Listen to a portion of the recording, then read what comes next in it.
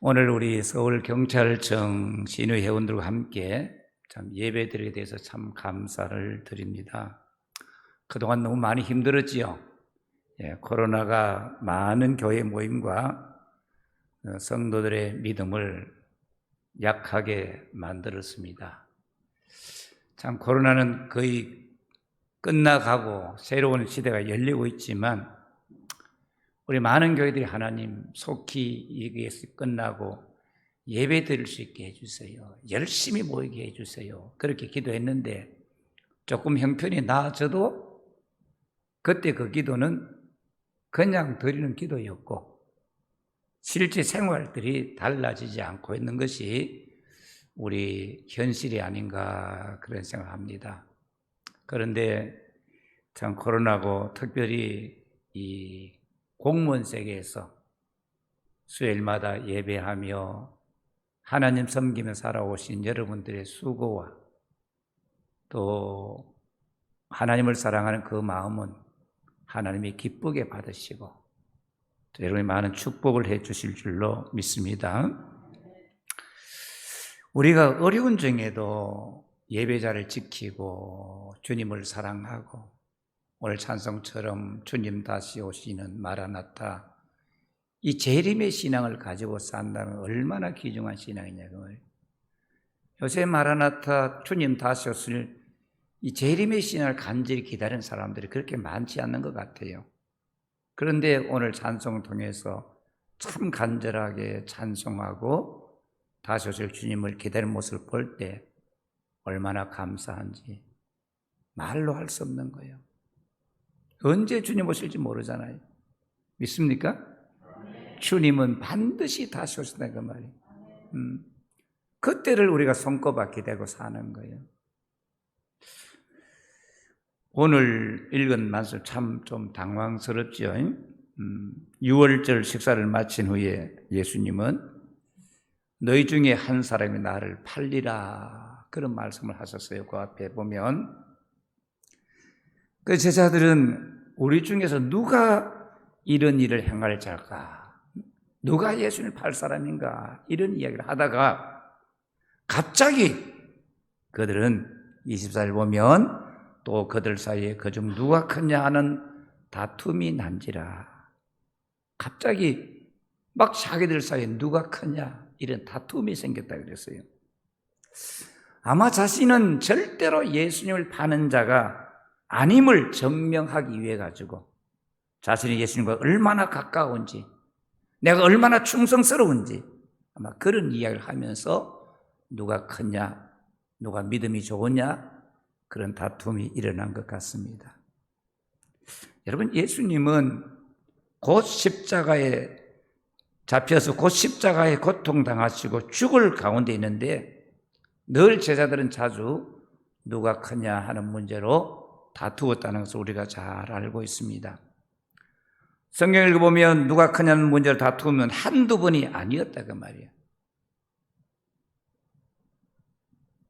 그런데 예수님은 이방인의 집권자들, 임금들은 높은 자리 찾고 또 권세를 부릴 줄 알지만 너희 중에 높아지려고 하면 낮아지고 젊은 사람같이 되고 섬기는 자가 되어야 된다고 주님이 말씀하셨습니다. 그러면서 주님은 이런 격려를 하는 거예요. 28절 보면 너희는 나의 모든 시험 중에 항상 나와 함께한 자들인즉 내 아버지께서 나라를 내게 맡기신 것 같이 나도 너희에게 맡겨 너희로 내 나라에 있어 내 상에서 먹고 마시며 또는 보좌에 앉아 이스라엘 12지파를 다스리게 하려 하노라. 주님이 그런 말씀하셨어요. 예수님은 주님의 눈앞에서 자기의 고난에 전혀 관심이 없고 누가 크냐 다투는 제자들에게 그들에게 주실 축복을 약속하신 거예요. 너희는 나의 모든 시험 중에 함께한 자들이다. 지금 다투고 별 부끄러운 모습을 보이지만 주님은 늘 항상 나의 모든 시험 중에 늘 같이 해온 사람들이다. 그렇게 인정을 해 주신 거예요. 하나님의 아들로서 예수님이 세상에 오셔서 33년 동안 고생도 많이 하셨고 또 3년 동안 복음을 전하면서 얼마나 많은 수모와 손가락질과 조롱과 협박을 당했는지 말로 할 수 없는 거예요. 우리도 이 코로나 때 기독교가 얼마나 많은 협박을 당했어요. 특별히 예배를 드리지 못하도록.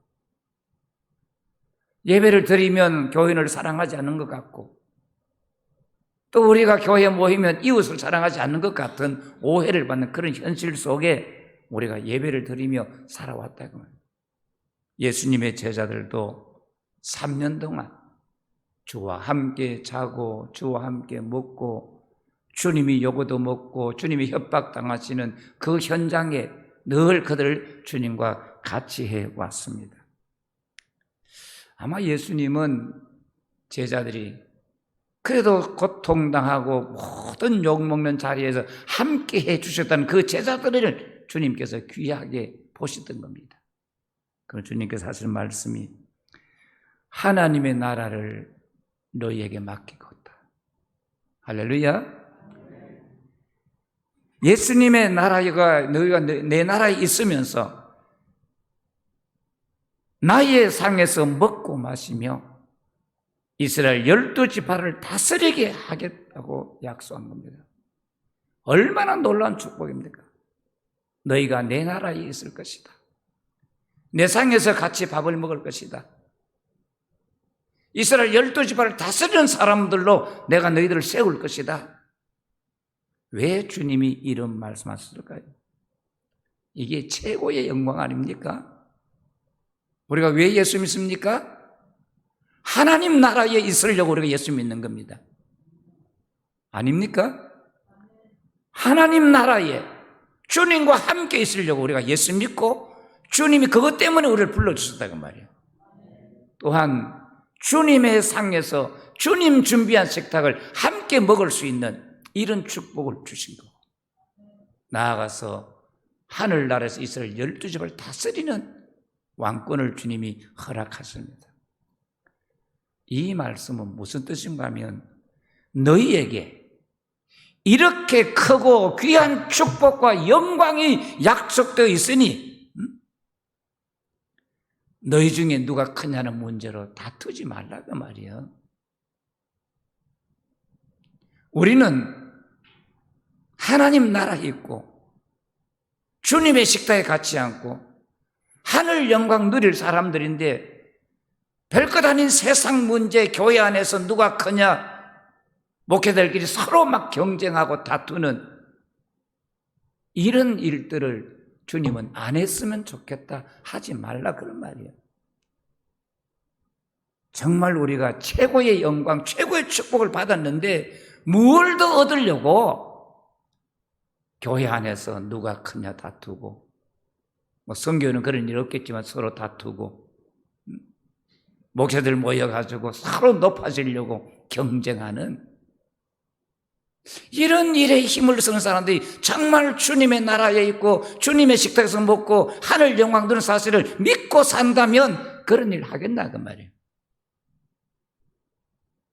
여러분, 이 축복을 기억하며 귀하게 살아갑시다. 세상 헛된 일로 작은 일 때문에 다투지도 말고 높아지려고 경쟁하지도 말고 그저 주님 사랑하는 것으로 만족하고 산다면 이게 진짜 성도가 걸어가야 될 길이 아닌가. 예수님은 좀 고생하고 힘들었다고 그들에게 최고의 축복을 약속하십니다. 오늘 우리에게도 주님은 최고의 축복이 바로 우리에게 주신 약속인 줄로 믿습니다.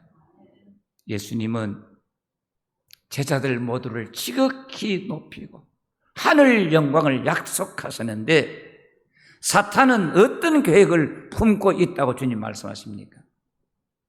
31절 3절 보면 시몬아 시몬아 보라, 사탄이 너희를 밀가부르 하려고 요구하였으나 그러나 내가 너희를 위하여 내 믿음이 떨어지지 않도록 기도하였노니 너는 돌이킨 후에 내 형제를 굳게 하라.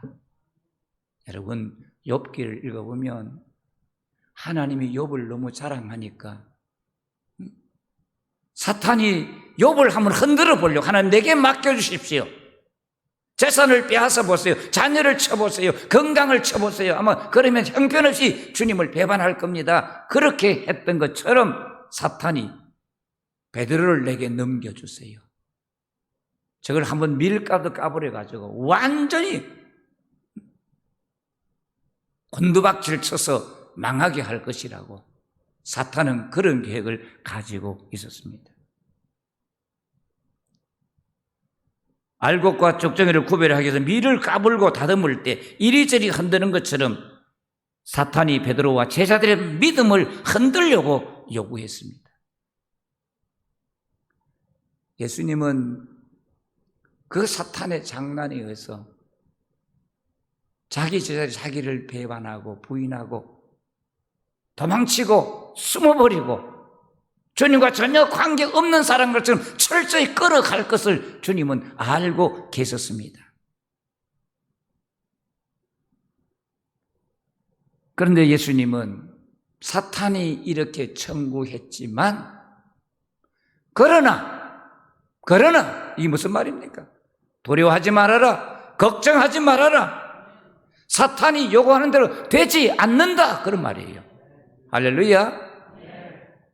왜냐하면 사탄이 베드로를 요구하기 전에 먼저 주님께서 주여, 사탄이 아무리 베드로를, 나의 제자들을 밀가루도 하지만 믿음이 떨어지지 않도록 해주세요, 믿음이 떨어지지 않도록 해달라고 주님께서 기도하셨기 때문에 그 믿음을 빼앗아 가지 못하고 곤두박질 쳤지만 하나님은 베드로를 돌이키시고 다시 제자의 반열에 서서 믿음 떨어진 사람들을 굳게 하는 일을 위하여 헌신할 것을 주님이 알고 계셨고 그런 계획을 가지고 계셨습니다. 예수님은 베드로와 모든 제자들이 모두 자기를 버릴 것을 아셨지만 주님은 그들을 버리지 아니하시고 주님은 그들을 배반자로 낙인 찍지 아니하시고 여전히 주님은 나의 제자다, 주님이 기도하고 계셨습니다. 회개시키시고 형제들을 굳게 할 것을 주님은 요청하시고 사명이 변함이 없다는 사실을 알려주셨습니다. 사랑하는 신우의 회원 여러분, 우리는 많이 부족했지만 오늘까지 예수님을 믿고 모든 시험 중에 참아왔습니다. 견뎠습니다.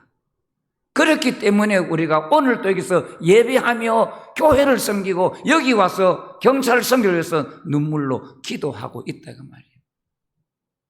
코로나 시대 때 예배한다는 것이 얼마나 힘들었고 얼마나 많은 손가락질과 얼마나 가족들에까지도 오해를 받았냐, 그 말이에요.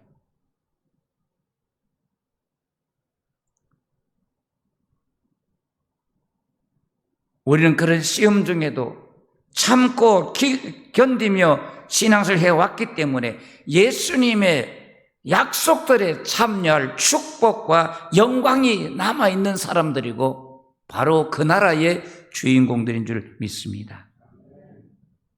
이렇게 오늘까지 믿음 생활을 잘 해왔지만 앞으로도 사탄은 우리의 믿음을 흔들어서 나를 형편없는 사람으로 만들려고 사탄이 장난하고 사탄이 청구할 수 있지만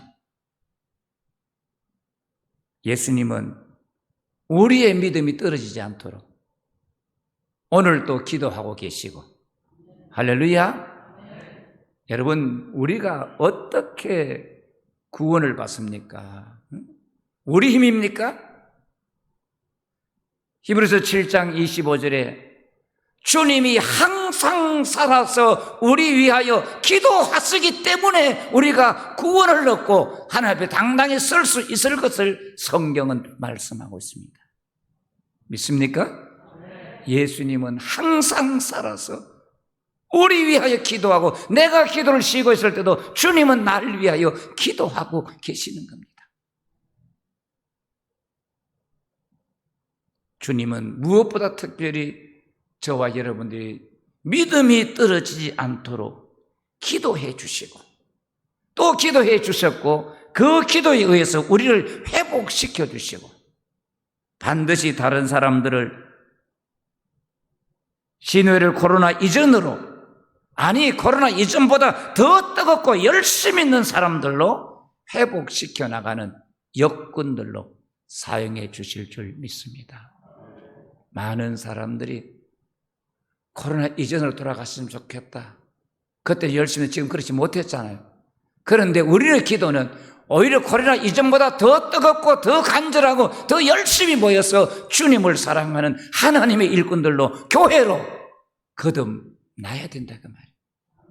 신우에 많은 사람들이 힘을 잃고 있을 때 오늘까지 나에게 믿음지게 하신 하나님께서 내 가슴을 더 뜨겁게 하시고 아멘. 오늘 총무님 가슴이 되게 뜨거운 것 같더라고요.